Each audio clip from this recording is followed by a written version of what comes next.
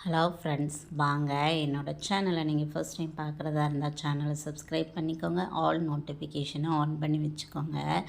நான் கடலைப்பருப்பு அரை கிளாஸு, மீதி அரை கிளாஸ் துவரம்பருப்பு, இது ரெண்டையும் எடுத்து ஒரு கிளாஸ் அளவு எடுத்திருக்கேன். கடாயில் எண்ணெய் எதுவுமே ஊற்றக்கூடாது. இந்த கடலைப்பருப்பு, துவரம்பருப்பு இது ரெண்டையும் நல்லா வறுத்துக்கோங்க.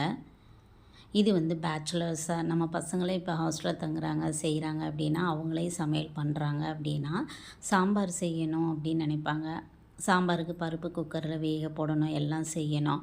ஸோ டைம் எடுக்கும். ஸோ அந்த டயத்தில் இப்படி நீங்கள் அரைச்சி கொடுத்துட்டிங்கன்னா, ஜஸ்ட்டு காயை மட்டும் மிக்ஸ் பண்ணிவிட்டு இந்த பொடியை சேர்த்துட்டாலே போதும். ஒரு டேஸ்டியான சாம்பார் ரெடி ஆயிரும். ஸோ இது நல்லா வறுபட்டுருச்சு. இப்போ கொஞ்சம் வெள்ளை பூண்டு,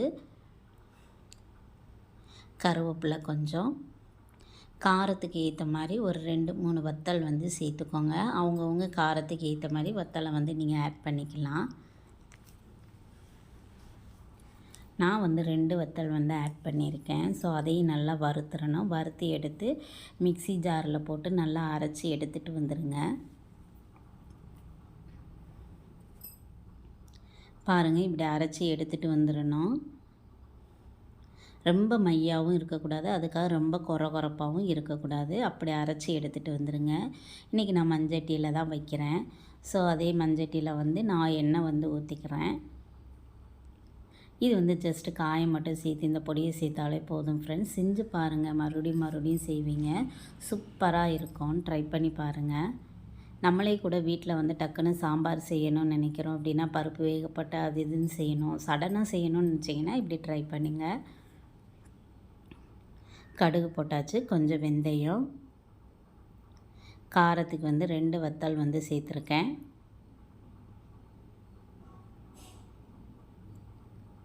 கருவேப்பிலை கொஞ்சம்,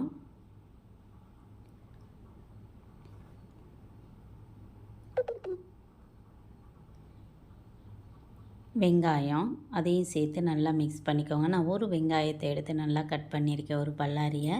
அதையும் சேர்த்து இதோட நல்லா மிக்ஸ் பண்ணிக்கலாம்.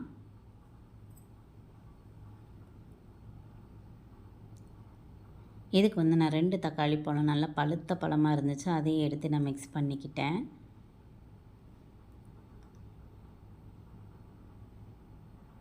நல்லா இது வதங்கிடணும் ஃப்ரெண்ட்ஸ். நல்லா வதங்கினா தான் பருப்பு சாம்பாருக்கு சூப்பராக இருக்கும்.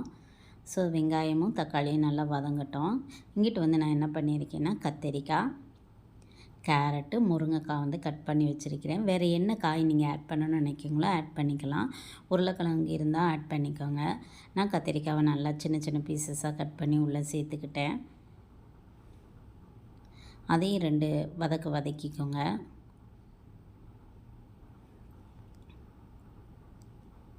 கேரட்டை சின்ன சின்ன பீசஸாக கட் பண்ணிக்கிட்டேன்.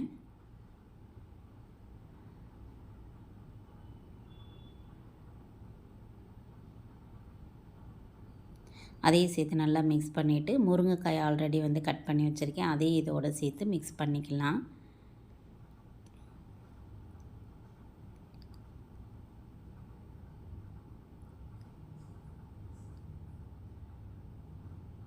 ஸோ நல்லா மிக்ஸ் பண்ணியாச்சு. இப்போ தேவையான அளவு உப்பு போட்டுக்கலாம்.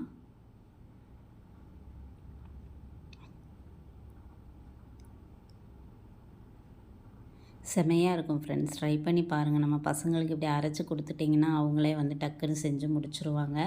1/4 ஸ்பூன் மஞ்சள் பொடி, அதையும் சேர்த்து நல்லா மிக்ஸ் பண்ணிக்கிடுவோம்.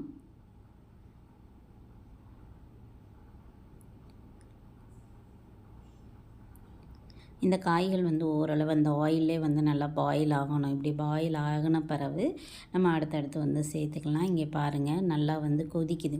ஆக்சுவலாக நான் தண்ணி எதுவுமே ஊற்றலை, அந்த இதிலே லைட்டாக இதாகுது. இப்போ தான் நான் தண்ணி ஊற்றுறேன்.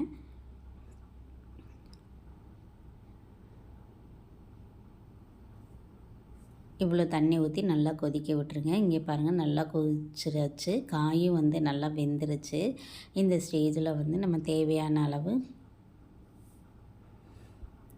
பொடி போடுங்க. பொடி போட்ட பிறகு மசால் பொடி ஆட் பண்ணணும். ஏன்னா இதில் நம்ம காரம் சேர்த்துருக்கோம், அதனால் இதை சேர்த்த பிறகு தான் அதை சேர்க்கணும்.